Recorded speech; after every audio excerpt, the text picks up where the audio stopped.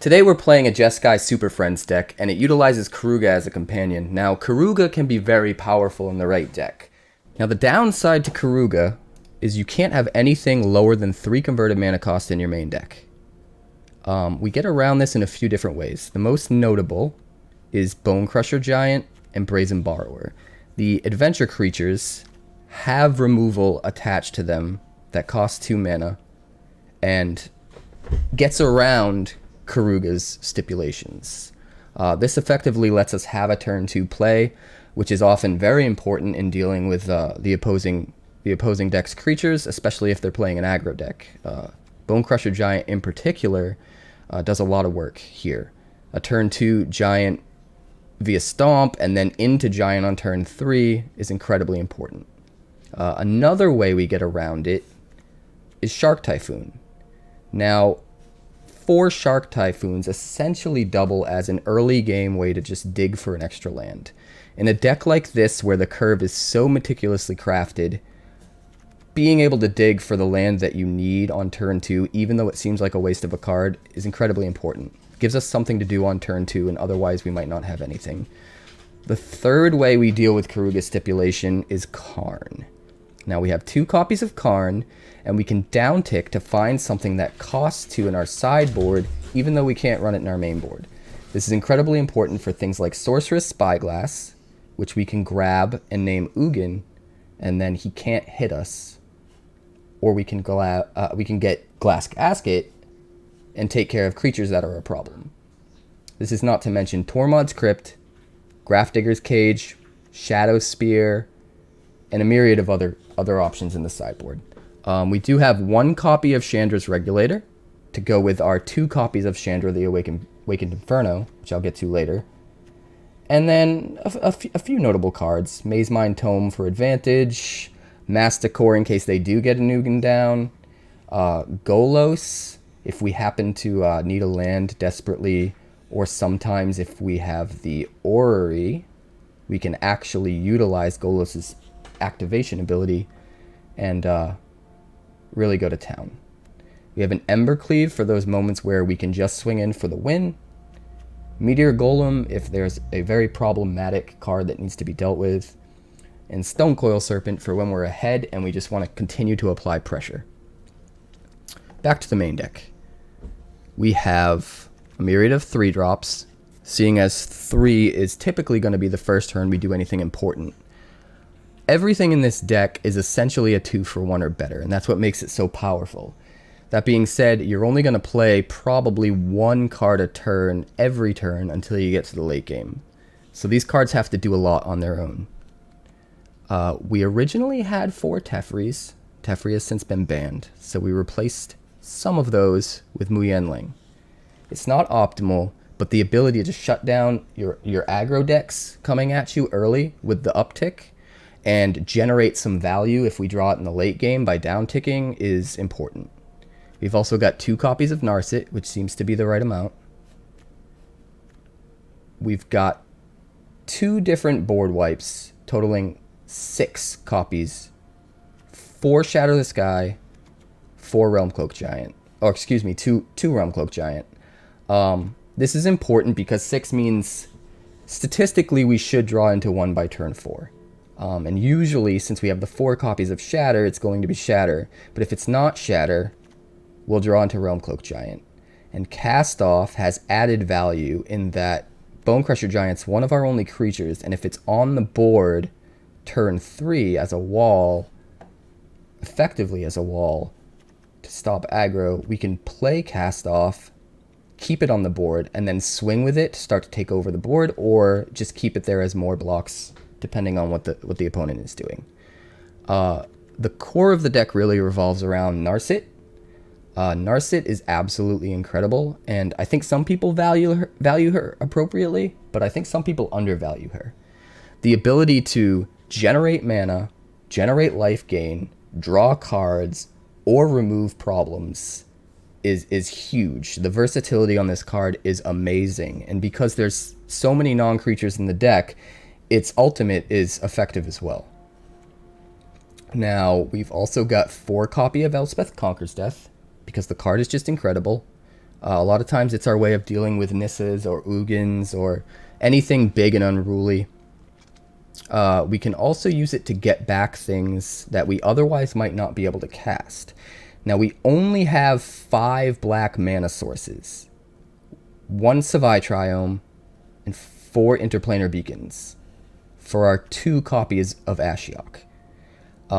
This actually works out more often than you'd expect because we can just ditch an Ashiok to Narset's down tick to kill something, and then follow it up with next turn playing a Conquer's Death and using its 3rd page activation to return Ashiok to the battlefield.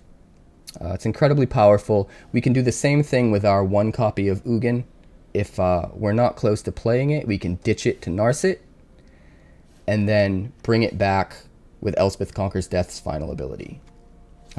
Some other notable cards: before Shark Typhoons, late game allows us to create a lot of value out of all of our non-creature spells. Early game, it allows us to fish for what we need. 2 Chandras add extra board wipes as well as uncounterability for Simic Flash and decks like that.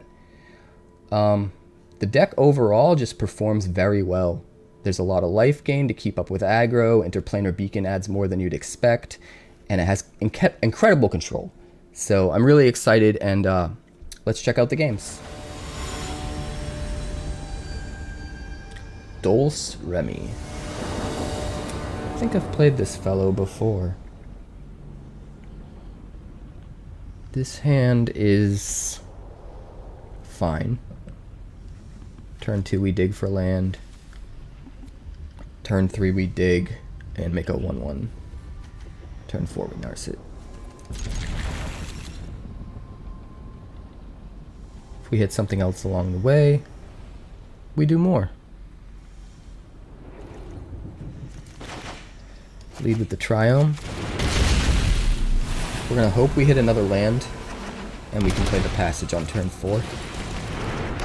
He leads with a Scorpion. He is playing Rakdos Sack. How important is it that we play a 3-drop next turn? Not incredibly. We'll play the Beacon. We'll pass the turn. We'll bluff having a giant or something that he's going to try to play around.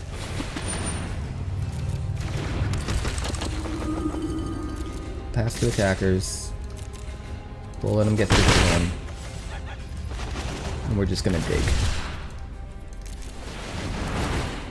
Hopefully we find a land. We did. See, now we're looking good. We can actually play this tapped. Pass the turn. Stomp the biggest viable threat during his combat phase.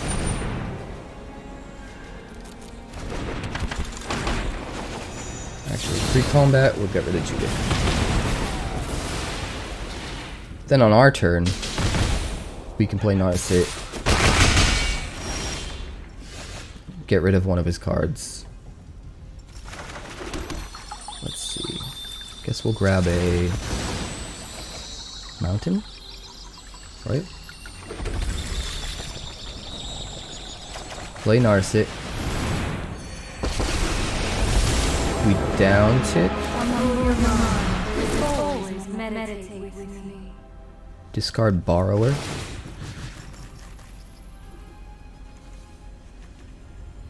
Kill the vessel.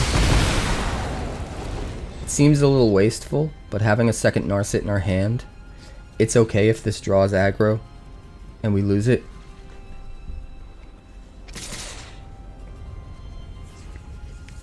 Nope, he's just coming in for one. Cease this noise. Right. Things are looking pretty good for us. He doesn't have enough black mana. Play the Triome.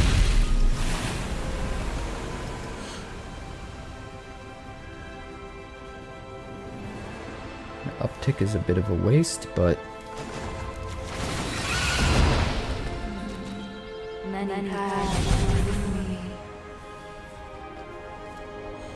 We'll just play out the giant. Pass the turn. Put him in a position where he needs to deal with our threats. Instead of putting pressure on us with his own. Scorpion, Vessel. I mean, he's not doing a whole lot.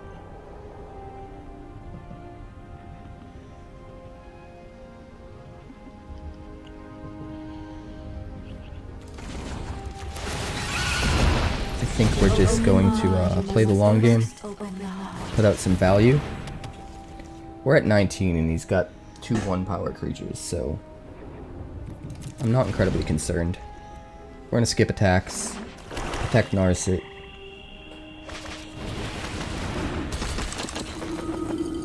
Next turn should potentially be brutal. He has none of his sack outlets. Does he have a shock? For the giant? No, it just says call the death blow. I mean, that's fine, right?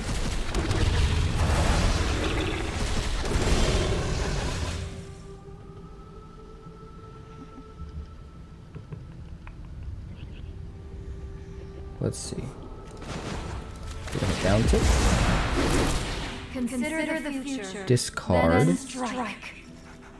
Mr. Useless. Play 1 demon. Play Mu Yanling. Make a shark.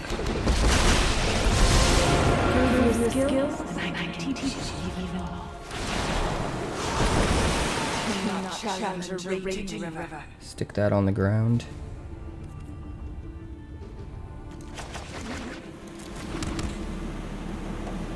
Pass turn. I mean, it might have been better to play a second Shark Typhoon and make a 6/6 to block the 5/5. But I'm kind of sacrificing the short term for the long term here, hoping to get Wu Yanling online quicker. Let's see. We're just gonna capitalize here by taking out his stuff.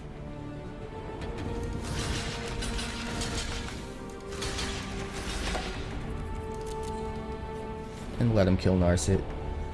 Like, this is sort of the bait we were going for all game, having the second Narset in hand. Every decision that we've made was keeping that in mind. So we feel good about that, you know? We play another Narset. We make a 4/4. At this point he probably scoops. Honor the past by bringing you to the vision. Yeah. Strike with a cunning mind. And that's game.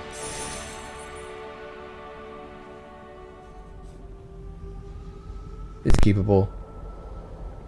I don't love it, but it's keepable.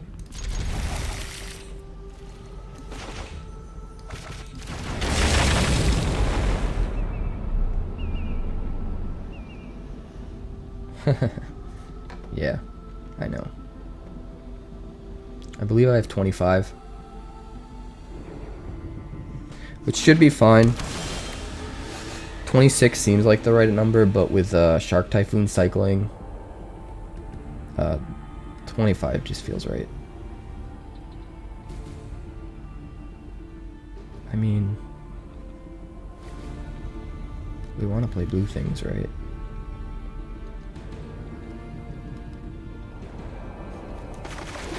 I'm gonna do this now.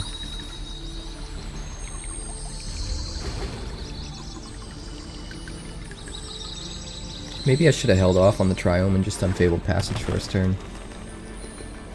Because I want to be able to drop a third turn. Either Narset or Mu Yanling.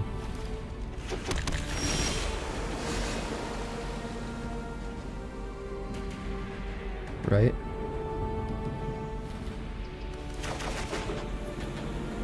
He's probably playing Teamer Wishes.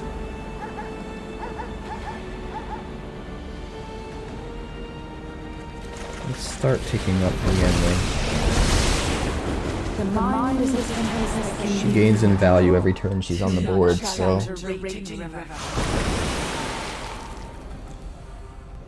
If we can tick her up twice more, we can make all of our islands draw cards.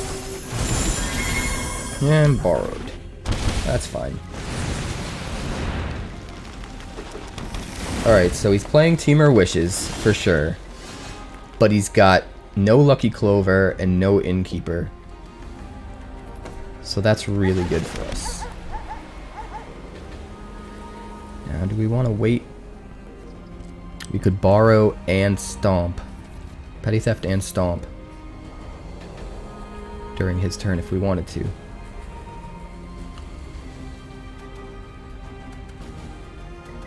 Nah. We really need to get this ticking up.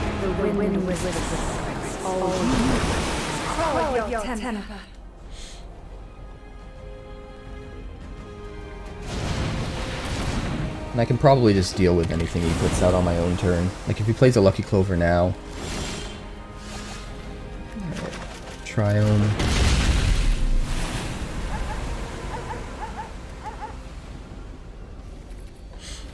Let's get down Narset. Take away his card draw. Let's dig. And we will find... That does not get rid of a Lucky Clover. We do have the black. Nothing in the grave. I think in this instance we grab Ashiok.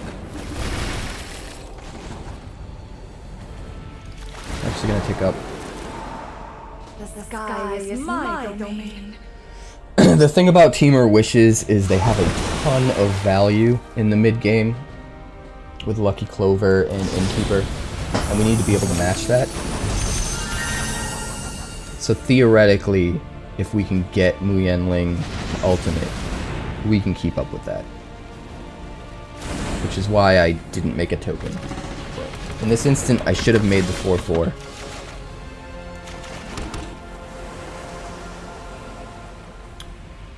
Let's see. He has a lot.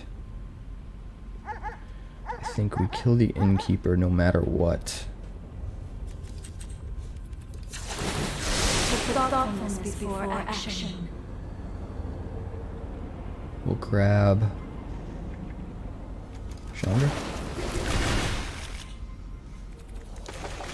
We'll stomp the Innkeeper.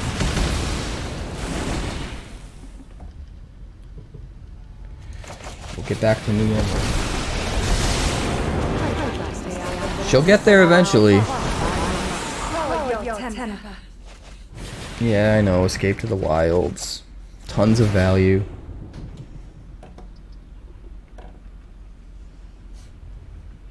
So much value. Innkeeper. Another Escape to the Wilds. And what? 3 lands? 2 lands? Something else?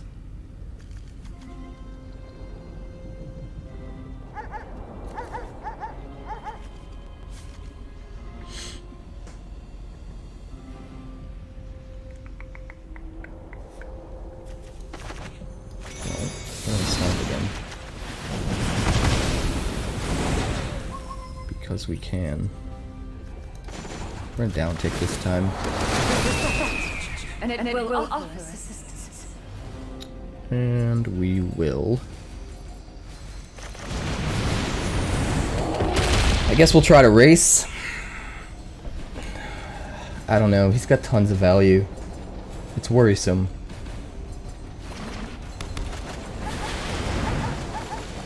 But I mean, he's almost definitely going to be able to deal with the Mu Yanling.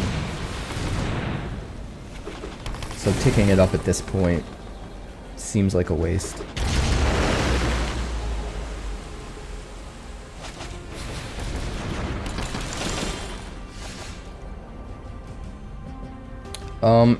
This deck doesn't need to hit its 5th land drop a lot of times. Between the 4 cycling Shark Typhoons, which a lot of times will cycle on turn 2, if I'm worried about land, and the 4 Narsets that can tick up to add a mana. Getting to 5 isn't really too tough, to be honest. Getting to 6 can be, but I feel like the math kind of takes that into account. Alright, well, we'll do that. We'll swing. See if he blocks. He does block.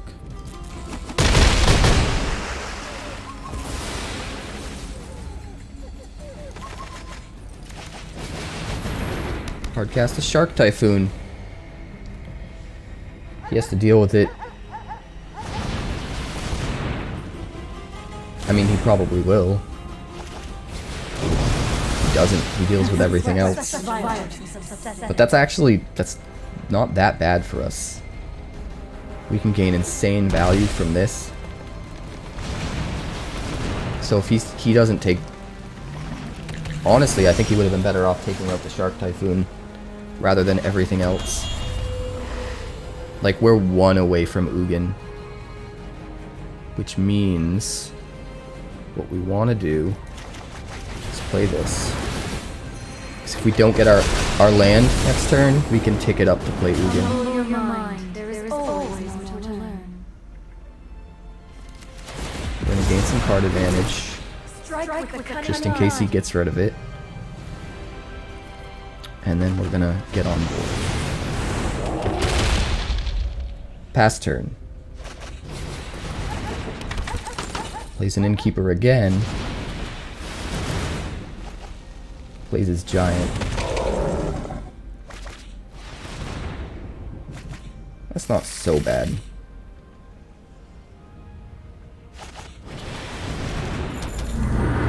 I can borrow the Giant. I think I borrow the Giant. We want to thin the deck.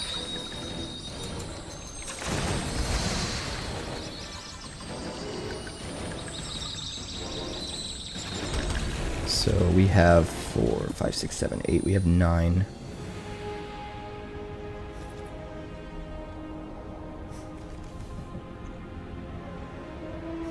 I think we need to pop the Giant first. Can we take care of the Lucky Clover? Is there a way? Could Ashiok it. All that does is make him have to spend an extra 2 mana though.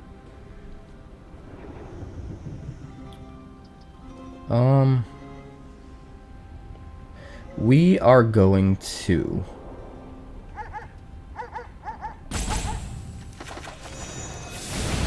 Petty Theft the Giant. Get a 2/2 flyer.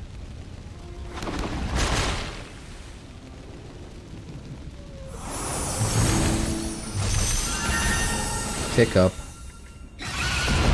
for red. Play Chandra. Make another big flyer. Stay back. I'm an explosive pyromancer. Down tick 1 for the Innkeeper. I got a burning desire to finish you. And then swing in for 8.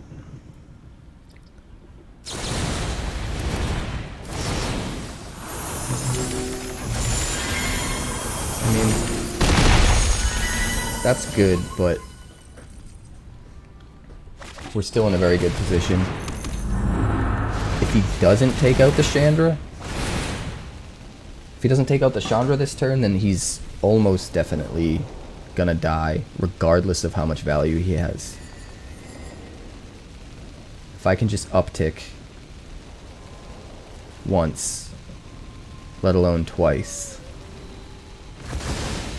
we'll be in a good position.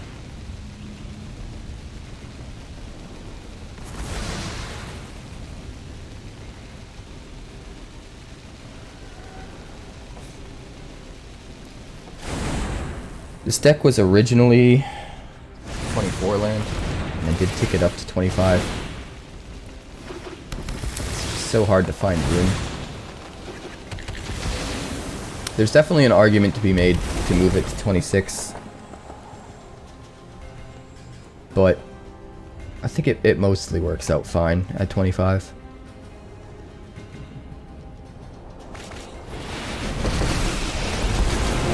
Anyone who stands in my way. We're in a Chandra war. Wanted to make a really big fireball. I mean, you have to have something else. Or that's game, right? Grab our last basic.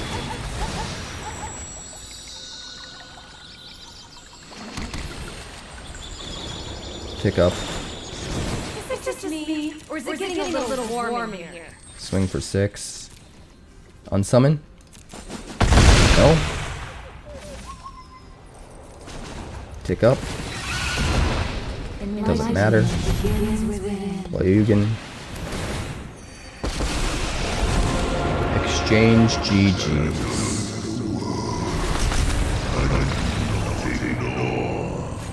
That's a game. Beastmaker.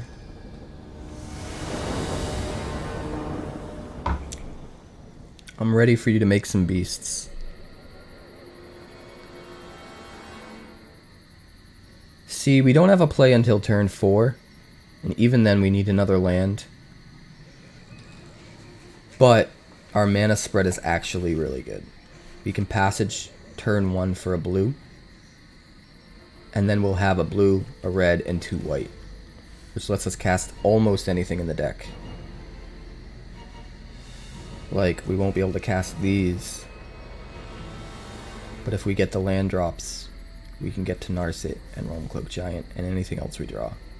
Almost anything else we draw. I'm gonna keep it and be scared. Passage, pass turn.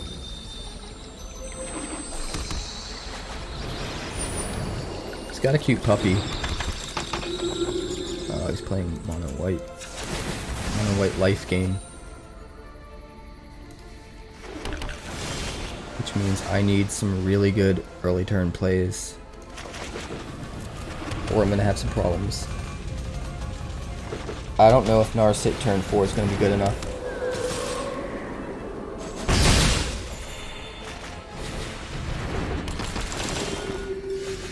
I need, what do I need?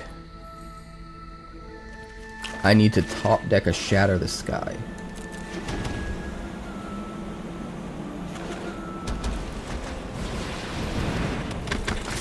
Or at the very least, a Bone Crusher Giant. I mean, ask and thou shalt receive.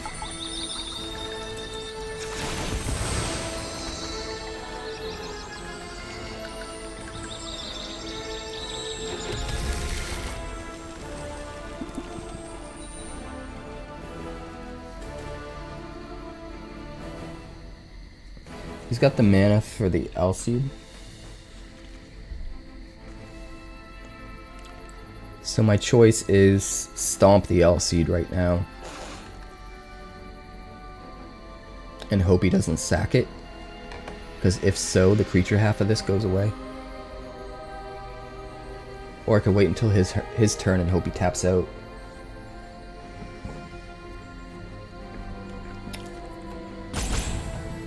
Could also Narset and down tick.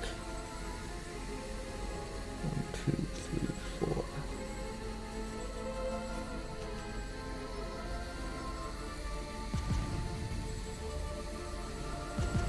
Let's do this.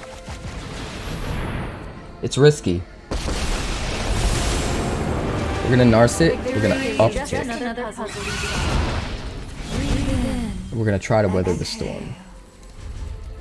My hope here is that he sends all his guys at Narset, but doesn't have a way of doing an extra point of damage.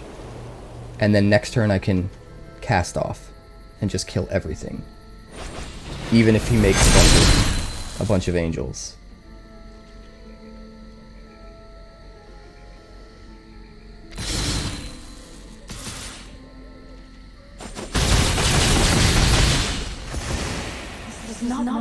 I'm mostly okay with that. He wasted his formation.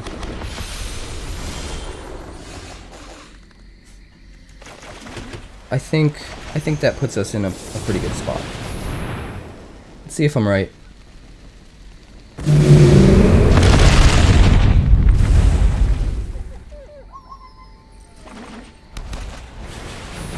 Passioned Order. Speaker of the Heavens. Yeah, this is so over.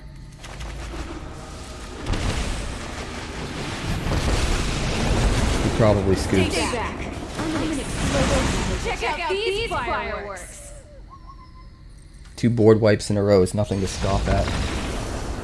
33 life and he scoops. Guess we did it. I know what this deck is capable of. Skeleton joke. Well, we'll see if his deck's a joke.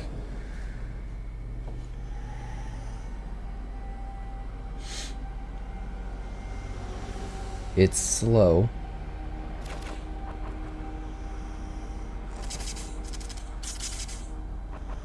We'd have to grab a second blue here. Right off the get-go, we're locked out of these. And this, unless we draw another plains. Seems really bad. I think we mulligan. This is much better.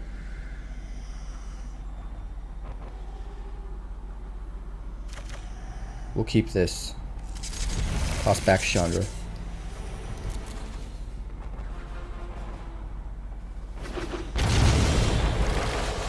Alright, turn 1. Fabled Passage. We're probably gonna actually sack it for a red. We won't need the white until turn 4 at the earliest, so the second Fabled Passage is safe being cracked later. And we've got 2 blue already in our opening hand, so grab a mountain.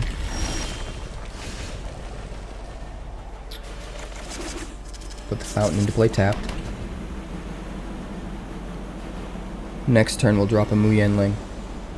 We don't need to cycle the Shark Typhoon right away because we have 5 lands between what's in play in our hand. Which is why I put the fountain into play tapped. Otherwise I would have cycled it for 0 and dug for more land. Submit 0 pass turn. Learn some respect.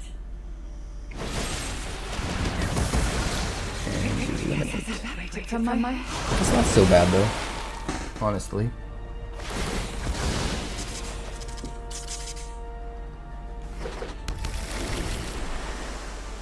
Like, eating one of their eliminates with her is probably a best case scenario. Alright, we're gonna search for our other white.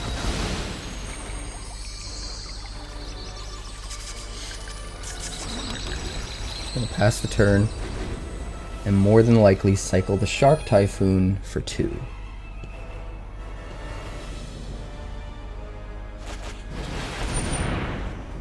Plays an arrow. That's fine, it's slow.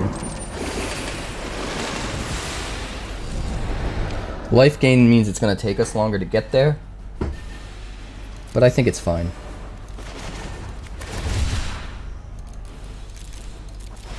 Burrow's just obnoxious regardless.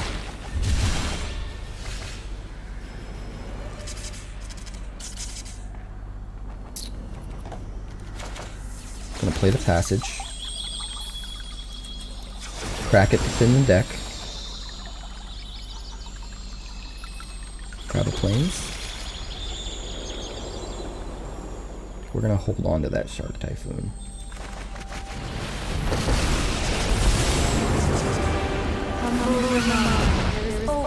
We're just gonna uptick to grow loyalty on Narset. Swing for 2. Now it's worth noting that when he played Uro, he didn't put a land into play. So he's a little bit stuck And I think we can capitalize on that.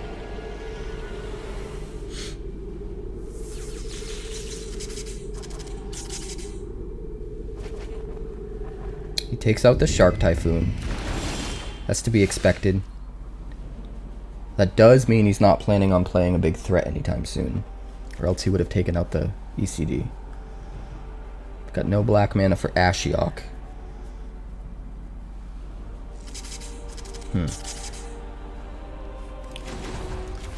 We're gonna uptick just because we're close to the ultimate and he's not putting any pressure on us.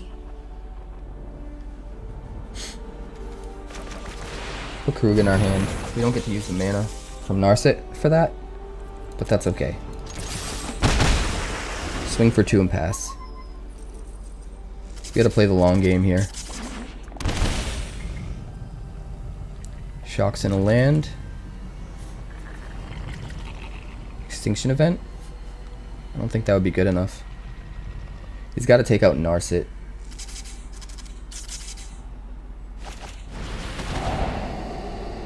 Nope. I hope he grabs Ashiok. I can't play it. I don't think he realizes that. No, he does.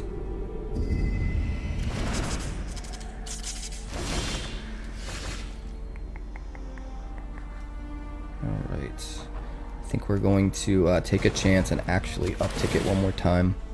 We could ultimate right now, but with the way he's playing, I think Narset's safe for one more turn. So we're just going to do that. And then we're going to do that. Deny his card draw. Dig for something else. We'll grab another Shark Typhoon. And we'll swing.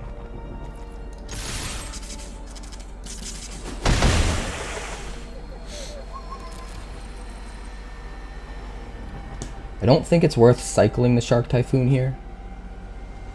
We can uptick Narset at any time and hardcast it. And with how behind he is, it might be worth it.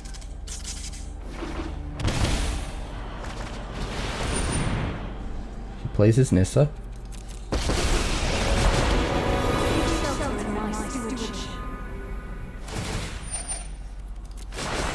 So he is gonna swing for 3. Let's see where he swings. Okay.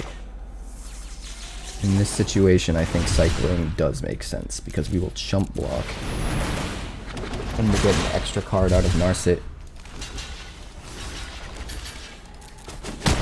Clever girl. Alright. Now we have enough for Ashiok. Let's dig first.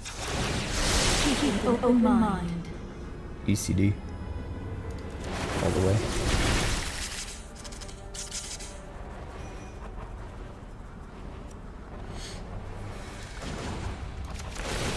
Gonna ultimate. We're gonna ECD targeting Nissa.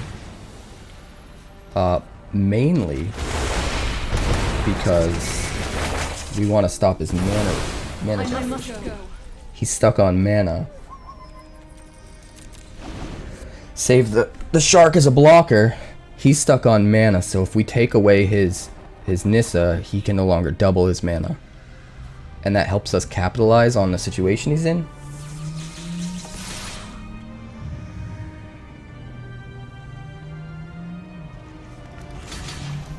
I think he's trying to bait us into chumping here. I don't think he actually wants the Narset gone.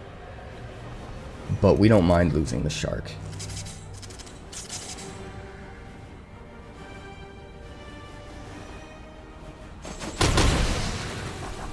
Actually, that doesn't make sense. Because if he was trying to bait us, he'd go for the other Narset. It's more valuable. Potentially 7 mana. Do we need it? No. There are some good plays to be made here. We're going to do this one. Uptick for blue. Play Ashiok. Bolt his face. Gain some life. And then what we can do is we can down tick Ashiok, to return the land. Oh wait, it's a non-land. Uh-oh. We made a play mistake. I would have returned the land, so it would no longer be a creature, and make him exile something from his hand, which would have been great. But I made a play mistake. So we're gonna make a chump blocker. Play land tapped and pass the turn. We're still in really good shape. I'm not super concerned. I mean, he kills Narset this turn, but we have an ECD on the field. So, I mean,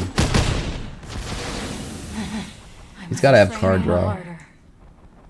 He seems overly concerned with getting that Narset off the field. The only he must have, the only thing he can do is probably draw. Try to draw into answers.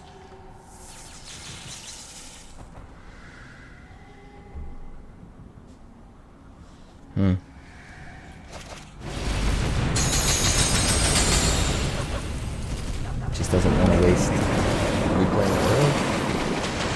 Wants to make sure he gets the card draw off of it. I think we do Narset.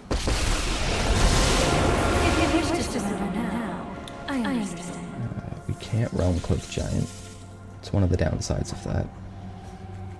It's not worth ECDing because he has another one in the grave. Do we let him draw a card?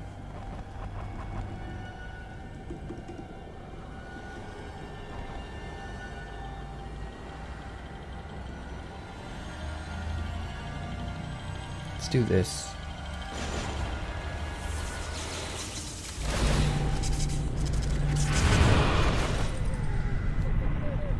Because if he replays it with Narset out, he doesn't get the card off of it. And he has to essentially waste a turn doing it. It's a little techie, but I like it. Grab Karn. We're gonna uptick for red.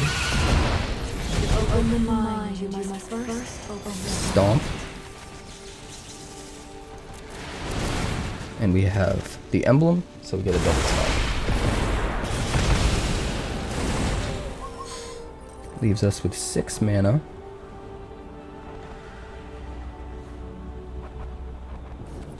Gonna play Karn.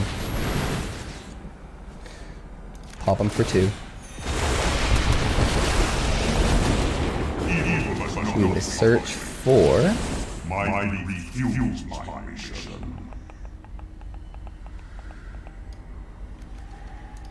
Yeah. That's a value.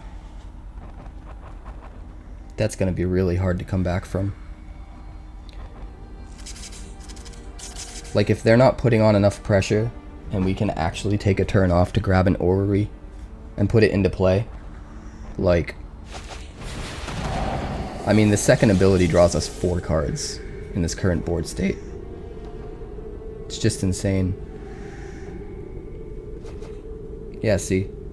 At the very least, we essentially down-kicked Karn to make them waste their Thought Erasure.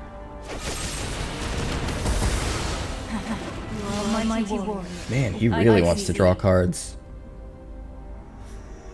Well, we down-tick Karn again. Grab... So many options. This is the one that I like. We get a free shock, and as soon as they try to escape their Uro, they lose it. And they lose the mana to do it. We will follow that up with uptick. Let me help you. Sure. Uptick.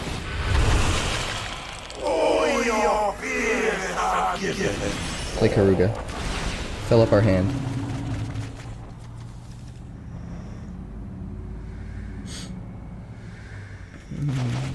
We'll play a Triumph and pass. That's pretty much game at this point. It's incredibly difficult to come back from this position. That's the power of Super Friends. You add more and more value every turn in the form of planeswalkers that can do things that you don't have to pay for. And we got it. That was Jeskai Keruga Super Friends. We've affectionately dubbed that deck Super Pup in honor of my pupper Bandit. Anyway, we'll see you tomorrow for another daily deck.